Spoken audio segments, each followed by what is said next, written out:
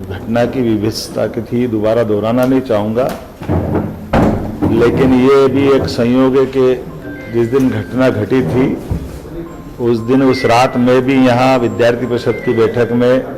हिंदी ग्रंथ अकादमी के डायरेक्टर अशोक कड़ेल जी और हमारी परिषद की पूरी टीम संयोग से उस दिन भोपाल में ही थी। रात के समय गैस लीक होने में हम एमएलए रेस्ट हाउस थे। बाद में उस घटना का मैं जब भी याद करता हूँ तो सिहरन आ जाती है, लेकिन दूसरे दिन तीसरे दिन 2 दिन तक पूरा भोपाल का जो दृश्य बना वो वाकई बहुत दर्दनाक था। फिर घटना के 20 साल बाद तक भी निष्ठुरता की सीमा तोड़ते हुए तत्कालीन शासन व्यवस्था ने न तो उसको चलने से रोका, न इसके भविष्य का परिणाम से उनको कोई असर हुआ। ये एक संयोग है कि इस प्रकार के सारे निर्णय करने में हमारी सरकार ने पूरी संवेदनशीलता के साथ प्रदेश की जनता के हित में किसी प्रकार की कोई भी निर्णय की अपेक्षा हो तो निर्णय त्वरित गति से करते हुए आगे बढ़ने का निर्णय किया। माननीय उच्चतम न्यायालय, उच्च न्यायालय, सभी प्रकार के विभागों के अलग अलग परामर्श, सभी प्रकार के सुझावों के बलबूते पर हमने भोपाल से लगभग 358 टन यूनियन कार्बाइड का कचरा,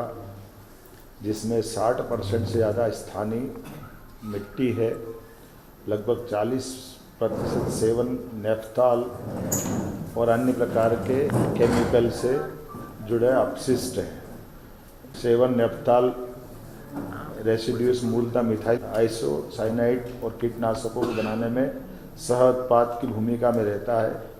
और इसका जहरीलापन भी वैज्ञानिकों के शब्दों में 25 साल में लगभग पूरा हो जाता है। ये उल्लेखनीय बात है कि घटना को 40 साल हो चुके हैं। ऐसे में स्वाभाविक रूप से कई सारी जो आशंकाएं हैं, उन आशंकाओं का अपने आप इस बात का उत्तर मिल जाता है और ये इस बात का भी उत्तर है कि 40 साल से ही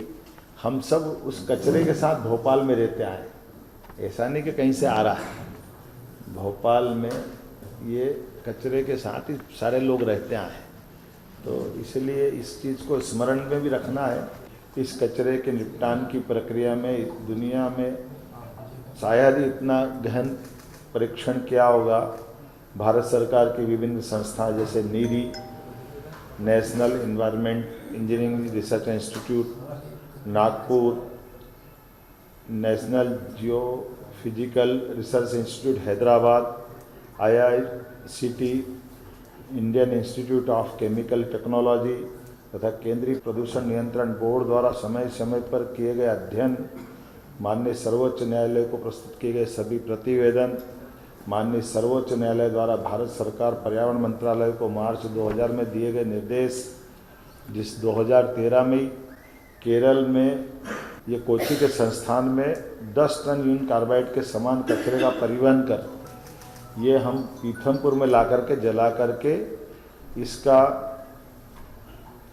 एक बार परीक्षण किया गया था TSDF ट्रायल रन केंद्रीय प्रदूषण नियंत्रण बोर्ड की निगरानी में, और इसको सफलता के साथ न केवल तत्कालीन समय जलाया बल्कि इसका परीक्षण की रिपोर्ट वैज्ञानिकों की उपस्थिति में पुनः सुप्रीम कोर्ट में भी प्रतिवेदन के साथ उपस्थित की गई थी।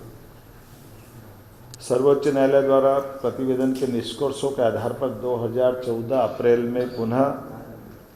UCIL कचरे का 10 मीट्रिक टन ट्रायल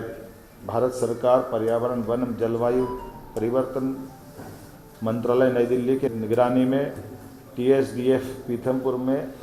पुनः इस प्रकार का इसका परीक्षण किया गया था और वीडियोग्राफी भी कराई थी और उसके समस्त निष्कर्षों को शपथ पत्र के माध्यम से सुप्रीम कोर्ट में प्रस्तुत किया था। अगस्त 2015 में ये ट्रायल रन सफलतापूर्वक किया जाकर के केंद्रीय प्रदूषण नियंत्रण बोर्ड द्वारा प्रायोगिक निपटान की समस्त रिपोर्ट पुनः सुप्रीम कोर्ट में हमने प्रस्तुत की। इन समस्त रिपोर्ट में से स्पष्ट रूप से उभर कर सामने ये आया,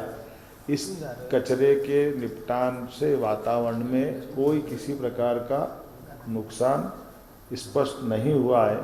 और माननीय उच्चतम न्यायालय ने सभी रिपोर्ट के गहन परीक्षण के पश्चात ही आगे बढ़ने के लिए और उसे नष्ट करने के लिए हमें निर्देशित किया। इन सब कोर्ट और जानकारी के बाद ही चीफ सेक्रेटरी को बताया गया था कि आसपास के गांव के स्वास्थ्य संबंधी परीक्षण, फसल की उत्पादकता पर प्रभाव, केंद्रीय जल स्रोतों के गुणवत्तापूर्ण परीक्षण और तीनों विधाओं में पाया गया कि ये इस प्रकार की कोई भी रिएक्शन, कोई भी नुकसान, नकारात्मक परिणाम नहीं आए और इसीलिए इस कचरे निपटान की सारी प्रक्रिया में शासन ने हमारी अपनी गंभीरता रखते हुए इस तरह से बढ़ने का प्रयास किया कि सालों पुरानी एक परेशानी, इस परेशानी से निपटने के लिए योग्य मार्गदर्शन वैज्ञानिकों की उपस्थिति में क्रमशः इस दिशा में ठोस कदम उठाया जाए और सभी प्रकार की टीमें जैसे केंद्रीय प्रदूषण नियंत्रण बोर्ड, मध्य प्रदेश प्रदूषण नियंत्रण बोर्ड और अन्य लोगों की उपस्थिति में इस प्रकार से इस कचरे का निपटान किया जाए। और हमने इसी आधार पर कल अपने यहाँ से भोपाल से ये कचरे को योग्य जगह पहुँचाया भी है और मुझे इस बात का संतोष है कि अभी तक की हमारी सारी गतिविधियों में जो हमने निर्णय किया था वो शांतिपूर्वक रहा। पूरा प्रदेश का कहीं भी किसी प्रकार की कष्ट हो जाए ये हमारे सबके लिए विषय रहता है। इसीलिए हमने हमारे यहाँ के बाद दोपहर में हमारा प्रयास भी है कि हम सभी लोगों को विश्वास में लेकर चलें,